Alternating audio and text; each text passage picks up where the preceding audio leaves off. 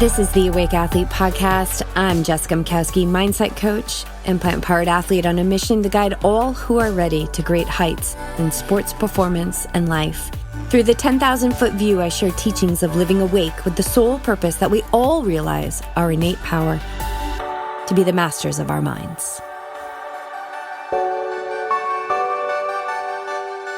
Welcome back to the Awake Athlete Podcast. I'm Jess, your host, and this is Season 5, The Interviews. Today, I'm joined by Nicole DeBoom, former professional triathlete, Ironman champion, and founder of Skirt Sports. Nicole redefined confidence for active women when she introduced the running skirt to the mainstream, leading Skirt Sports to over $40 million in sales during her reign as the queen. She since sold the company, a story we dove into during episode 228 of the Yogi Triathlete podcast, launched literally like 4 years ago, almost to the day in 2020. But now she's taken the brand back and she's taken it forward under a new name. So we're going to dive into the mindset that has fueled her success, how she stays open, resilient, and driven by purpose, and how that continues to shape her journey. I'm excited to explore Nicole's insights on the power of mindset and navigating change and growth in this thing we call life. Nicole, my dear friend, for so long, it's so great to see you. It's so great to see you. And I always love your intros, and I wish you were trailing around me throughout my day so that you could murmur these little phrases and I could feel like the queen all day long, every day. It's all about the intonation. It's all about the intonation. I learned that in yoga teacher training. That's how you get people to do what you want. It's all about intonation. You're such a bad boy. Don't go over there. Don't rip up the furniture. Yeah, love it. Love it. So let's kick it off with this topic of, which is actually a topic you brought to me last night, which I love, which is when things come back to you that you think you've moved on from. And I think this resonates on so many levels because it's like, I find that even just recently in my own life, where I am now at 52, I've been working through weird challenges in my life that are bringing up this resonance of when I was 16 years old, right? So it could be something like that, whoa, this is still with me. Or it could be an outside thing like this business that you were like, okay, chapter is closed. And now here she is. So please tell us how did she come back into your life? How did you absorb that? And yeah, this thing that you thought you were done with it and now she's back. I love that you gave her an identity and it's a she. Of course it's she.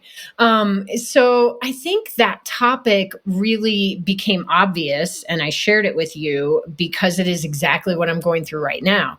And what I realized when I was thinking about why this could be interesting is when we realize change is happening in our lives, we spend a lot of time working really hard on the front end, which is the letting go stage.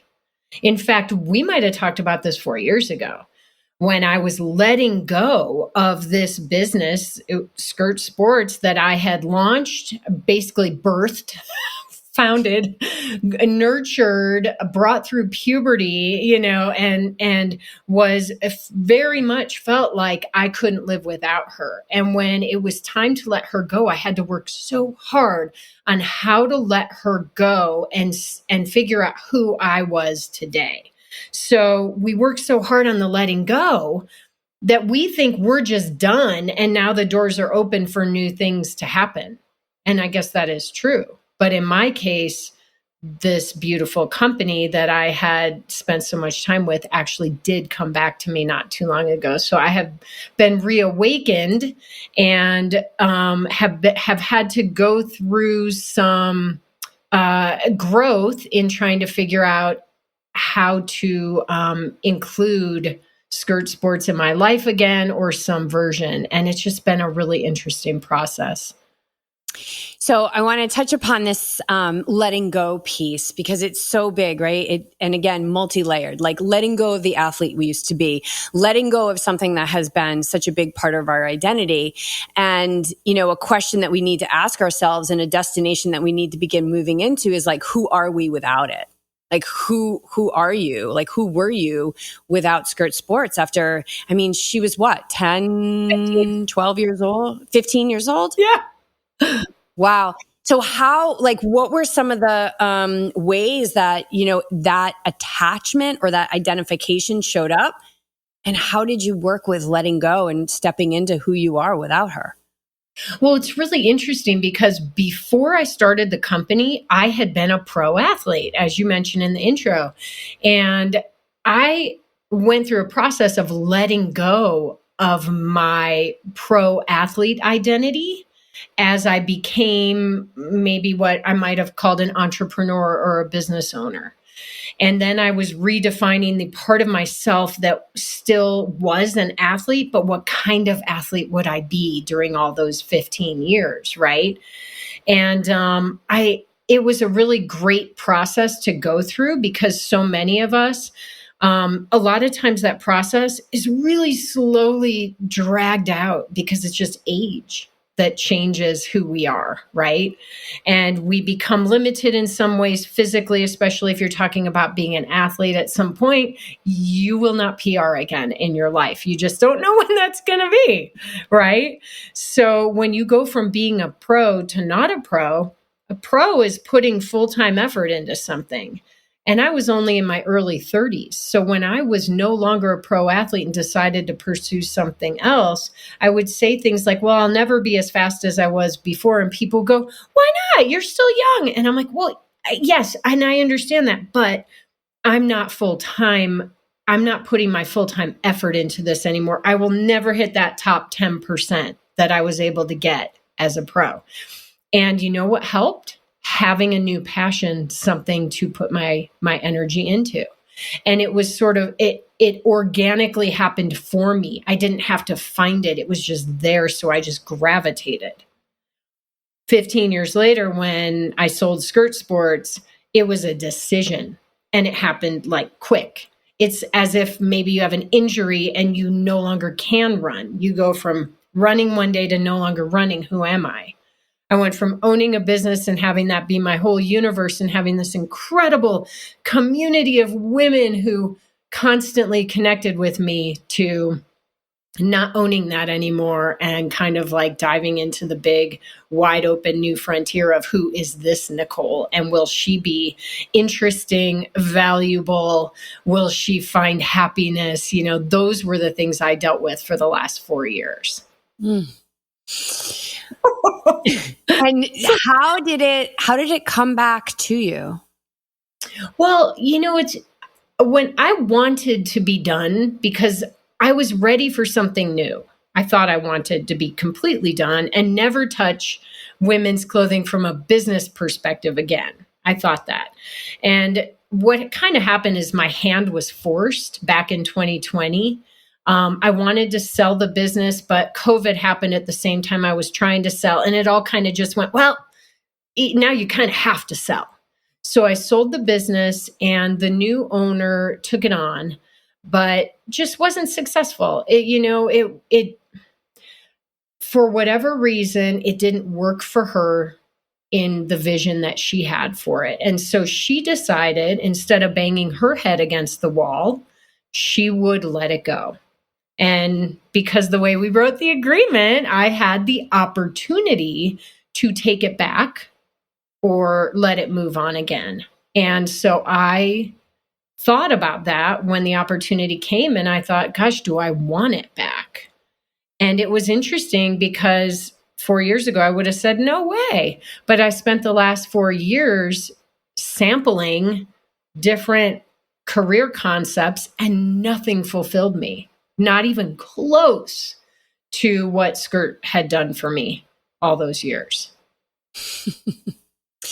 So stepping back into this, right? There's brands that have been going, since around the time that you were going, and they're still going, and, evolution. And so is it intimidating to step back into this world of retail? And is there comparison energy that, can sometimes get a hold of you? Yeah, it would be if I was going to do it like I did before. But one of the things when I sat back in this probably 6-month period of uncomfortable reflection was, do I want to do this? if I do, what do I miss from it? Well, I miss the connection with women in the community. That was my number one thing I missed. But I also missed having a purpose that's a little more structured. And I missed creating something that made people happy. Like, I missed a lot of things about it. And I thought, well, what don't I miss? I did not miss buying massive amounts of inventory and storing them in warehouses and always being wrong and having X amount left and having to figure out how to move it and having the stress of cash flow. And I didn't miss managing a larger organization. And I thought, is there a way to do this more simply? Because time has passed and I am different. The world is different. And the women who love what I do are different. So how can I serve their need today? And that's what I reflected on for quite some time. And I came up with a model that's totally different than what I did before. And feels really good and really exciting. What are you ready to tell us about it?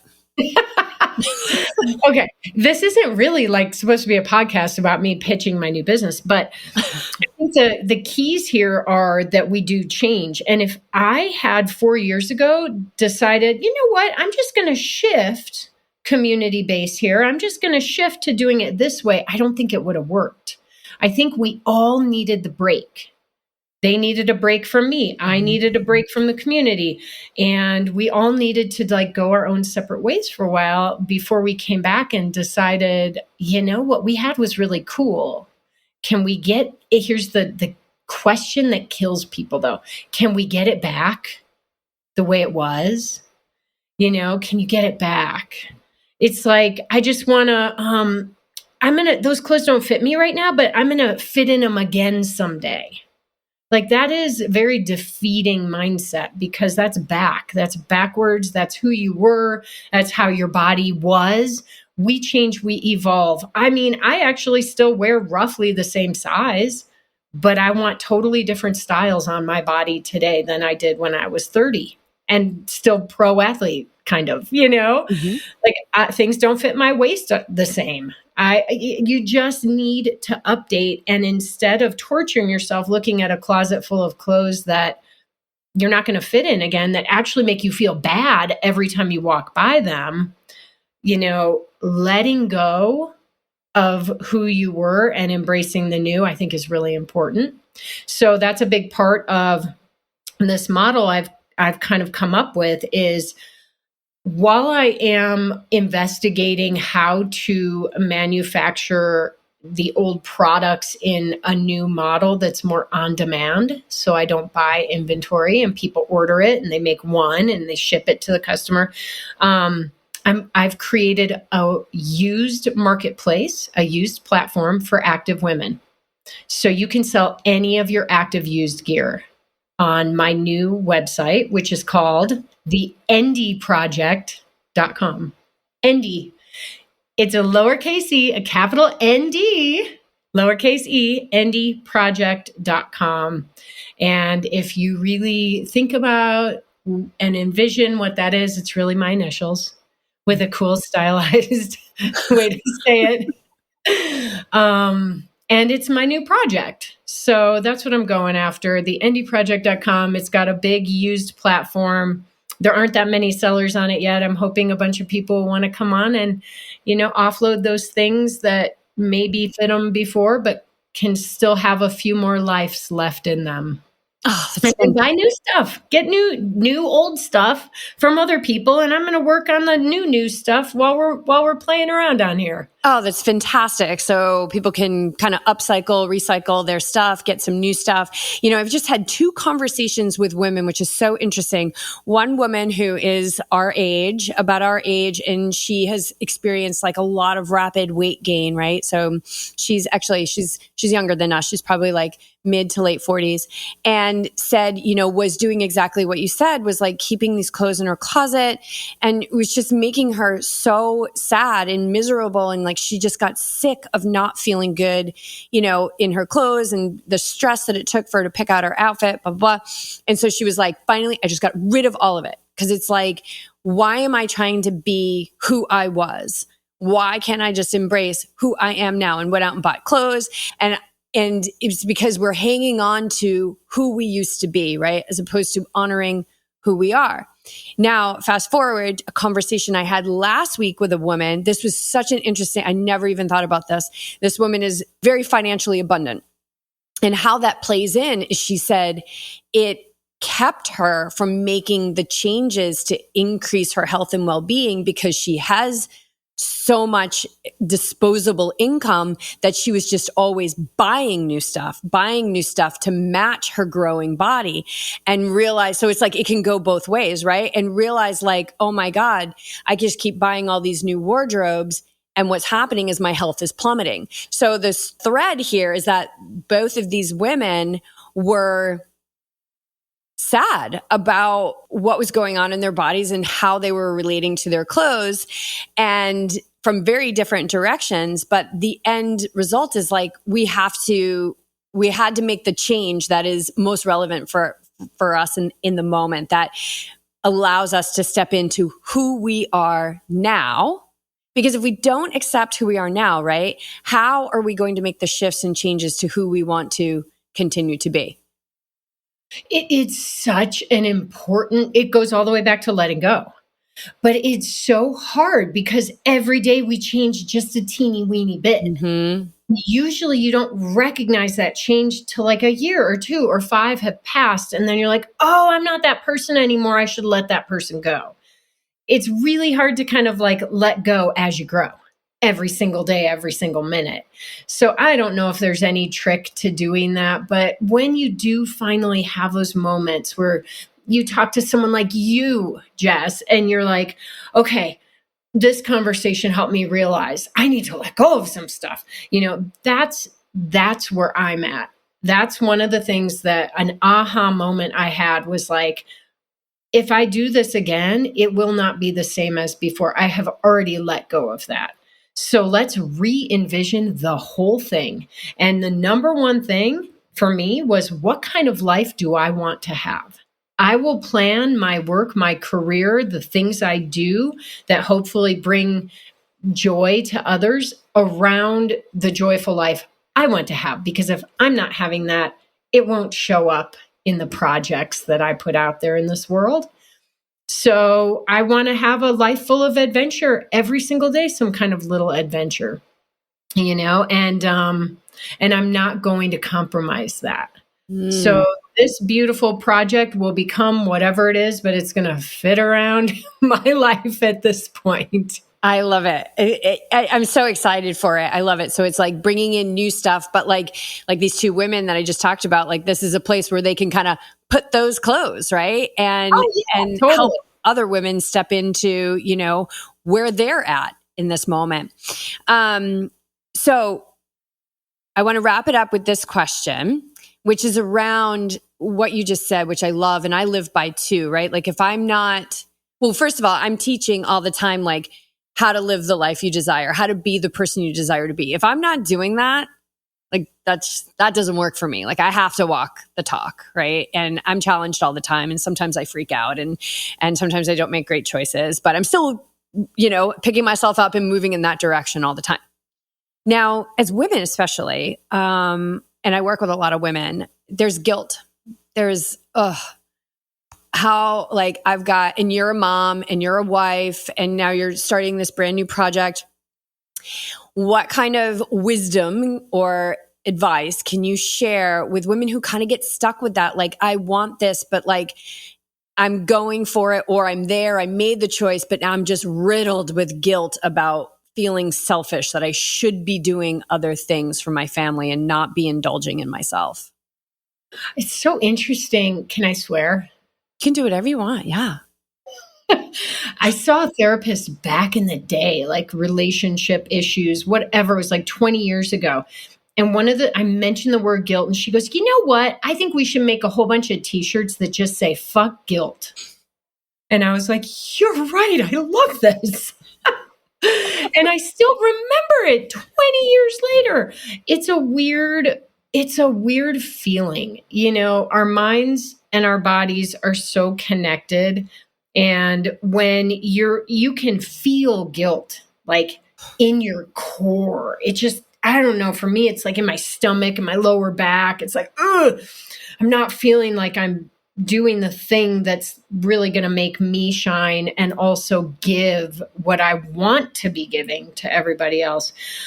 I don't really know if there's a really great answer for this. I think the truth is great communication with the people that you care the most about is going to help more than anything.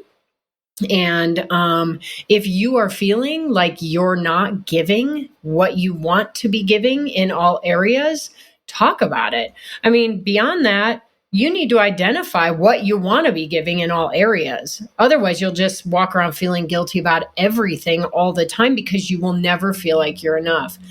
I stepped back and I was like, if I'm going to do this new project, what would it take if somebody asked me like, hey, do you like your job? What would it take for me to answer, I love my job? Isn't that interesting when you think about it that way? And I think what it takes is making sure that you stay true to all the other things that you love about your life, or you will, if you say, I love my job, you will still feel like you're not delivering enough to everything else. So as long as you feel like you are maybe balanced out around all of the areas that are actually important to you, then I think maybe you can get rid of that feeling forever. We could fuck guilt forever and move on from it. That's beautiful. And float through your days on a happy wave. Yeah, I recently saw this quote. I don't know who said it, but it was like, it's not the load you carry, it's how you carry it. And I think that guilt makes everything feel really heavy, and nobody's immune to it, including me. And I, like you, it feels like poison. It is poison.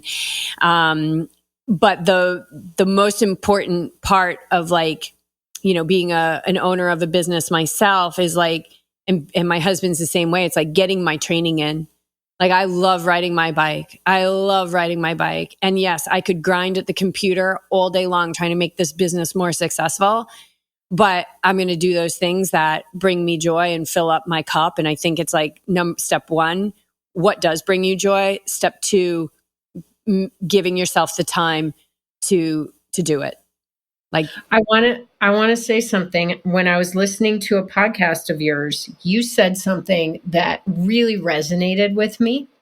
And I don't even know if you'll remember this, but it looks like you wrote it down. Did you write it down? I did. I took notes on my hike. It's so good. I used to be focused on the doing, the constant doing. That's what I focused on. Do more junk miles. Didn't matter as long as I was doing. What I want for now in my life at 52 years old and having gone through all of these different phases is to focus on the not doing and enjoy the not doing and not feel the guilt, not feel the things that I might have felt when I was 20 years ago, not doing, not being productive. Well, guess what? Sometimes not doing something is actually being more productive. So you said that on a previous episode of Awake Athlete, and that's how I want to continue to focus. I'm putting that mantra on my wall as we speak. I love it. Thank you so much, Nicole. Thank you for sharing. Thank you for being here with me and for listening to the podcast and taking notes. That's amazing. It's, it's only good if it's received. It's only good if it's received, right? We got to receive it and put it into action. So thank you for sharing. You're the best.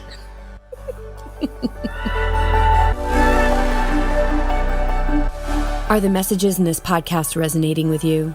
Is there a spark that has been flamed and a part of you that is craving more? Get over to yogitriathlete.com and discover how we are forging a new breed of athlete through one-on-one coaching, our squad community, and once-in-a-lifetime adventures to some of the most extraordinary places on earth. Being a member of Yogi Triathlete means you will be awake and ready for all that comes your way. So head over there now, because life waits for no one. So what are you waiting for?